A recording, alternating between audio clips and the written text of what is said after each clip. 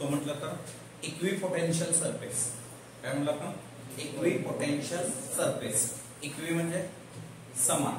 Okay, equi same potential असलेला surface, त्याला म्हणलं आपण इक्विपोटेन्शियल सरफेस.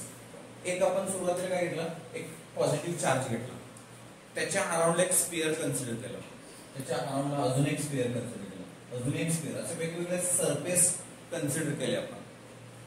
तर त्या प्रत्येक सिच्युएशनला आता इक्विपोटेन्शियल सरफेस इथून इथं डिस्टन्स सेम, इथून इथं डिस्टन्स सेम, या वेगवेगळ्या पॉइंटला याचं डिस्टन्स सेम. आता पी च्या ठिकाणी, क्यू च्या ठिकाणी, इथं मी दुसरा पॉइंट घेतला, इथं या सगळ्या ठिकाणी इथलं याचा डिस्टन्स काय असणार आहे? सेम आहे.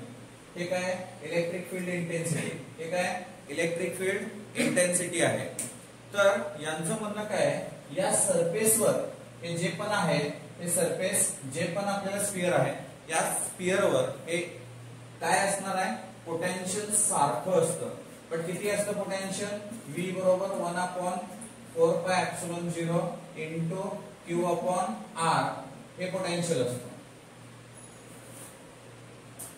या सरफेसवर पोटेन्शियल सेम असतं कुठल्याही पॉइंटला, फक्त डिस्टन्स सर आतलं घेतलं तर त्याच्यावर सेम असतं, पण त्यातलं घेतलं नाही, वेगळं आहे.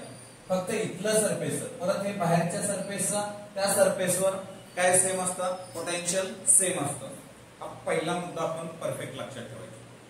दुसरा मुद्दा मी काय सांगतोय बघा, तिथं मला एक काय करायचं आहे, एक टेस्ट चार्ज घ्यायचा आहे. कसला चार्ज घ्यायचा आहे? Test charge. टेस्ट चार्जची व्हॅल्यू किती असते? 1 कूलम. ओके, किती असते?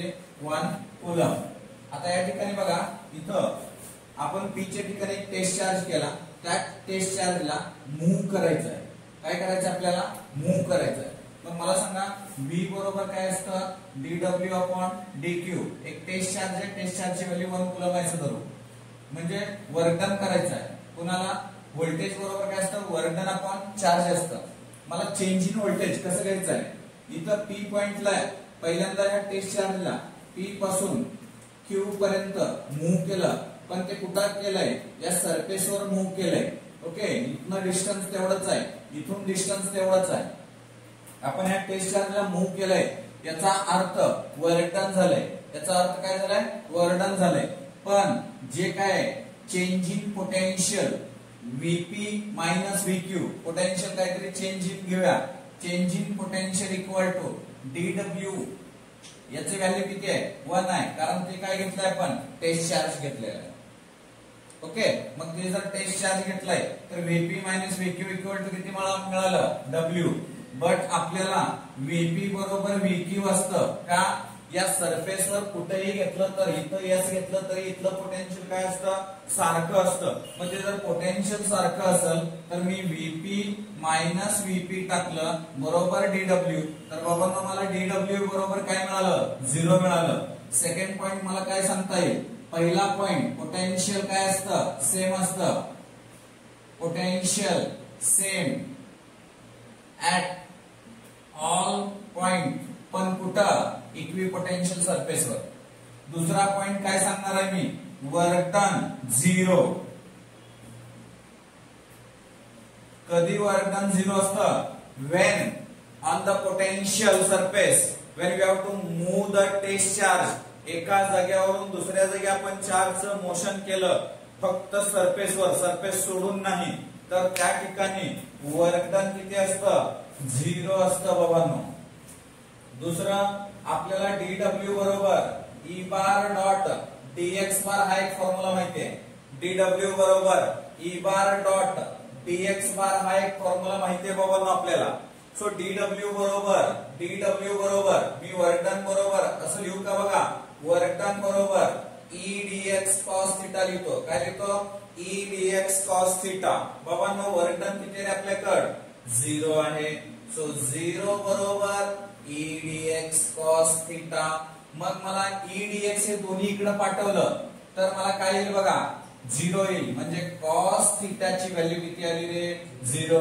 cos θ 0 कधी असतं? θ बरोबर 90 असल्यावर. बर θ काय आहे? θ काय आहे?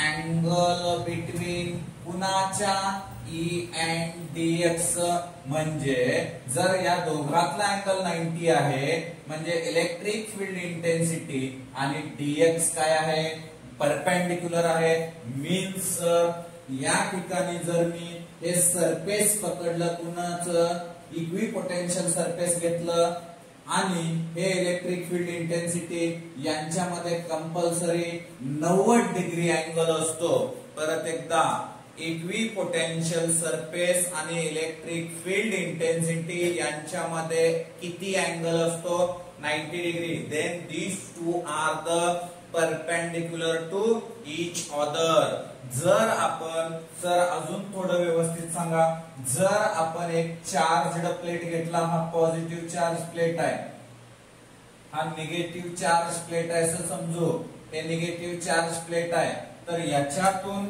जे इलेक्ट्रिक फील्ड इंटेन्सिटी जातं हे बघा इथं हे असं सरळ हे इथं असं सरळ यांच्यामध्ये सगळ्या ठिकाणी हे काय पॅरलल आहे ना पॅरलल प्लेट आहे या सगळ्या ठिकाणी काय सेम आहे रे इलेक्ट्रिक फील्ड इंटेन्सिटी सेम आहे जर मी इथल्या पोर्शन मध्ये इथं इथं इथं इथं इथं इथं तर या ठिकाणी इंटेन्सिटी सेम आहे ओके तर परत या ठिकाणी घेतलं तर हे काय झालं इथं ह्या पॉइंटला सगळ्याला पोटेन्शियल सेम आहे तर हे कुठलं सरफेस झालं इक्विपोटेन्शियल सरफेस आपण याला म्हणू शकतो समजते का आपल्याला अजून एक लक्षात ठेवा ज्या वेळेस हे पॉझिटिव्ह चार्ज आहे हा पॉझिटिव्ह चार्ज आहे हे ज्यावेळेस रिपल्शन होतात बाबांनो हे अशा पद्धतीने जर आपण याच्यामध्ये रिपल्शन दाखवलं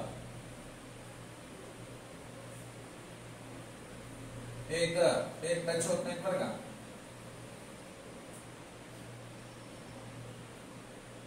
रिपल्शन मध्ये आपण याला अशा पद्धतीने काय करू शकतो दाखवू शकतो जर दोन पॉझिटिव्ह चार्ज हे काय होत आहेत या ठिकाणी रिपल होत आहेत जर मी प्लस आणि मायनस घेतलं प्लस आणि मायनस तर यांचं कसं असू शकतं आपण यांचं अशा पद्धतीने आपण दाखवतोय निगेटिव्हचं कम्प्लीट कुठल्या डायरेक्शनला असतं पॉझिटिव्हचं कुठल्या डायरेक्शनला असतं पॉझिटिव्हचं कायम कुठं असतं अवे असतं निगेटिव्ह कडे काय येत असतात हे येत असतात त्याच्यामुळे हे लक्षात ठेवा याच्यातल्या कुठल्याही लाईन एकमेकाला काय होत नाहीत क्रॉस होत नाही तर याच्यातलं सर इक्विपोटेन्शियल सरफेस कुठं आहे हे बघा इथं या टाइमला या सेंटरला इथं याचं काय इक्विपोटेन्शियल सरफेस आहे इक्विपोटेन्शियल याचा अर्थ याच्यावर तीन मुद्दे आपण पुन्हा एकदा क्लिअर करू त्या कुठल्या पॉइंटवर परत एकदा बाबांनो पहिला पॉइंट मुद्दा आहे त्या सरफेसवर पोटेन्शियल काय असतं सेम असतं दुसरा मुद्दा काय आहे जर आपण एखादा चार्ज ह्या सरफेसवर मोशन मध्ये आणलं किंवा मूव्ह केलं काहीतरी फोर्स लावून त्याला एका जागेवर दुसऱ्या जागी नेलं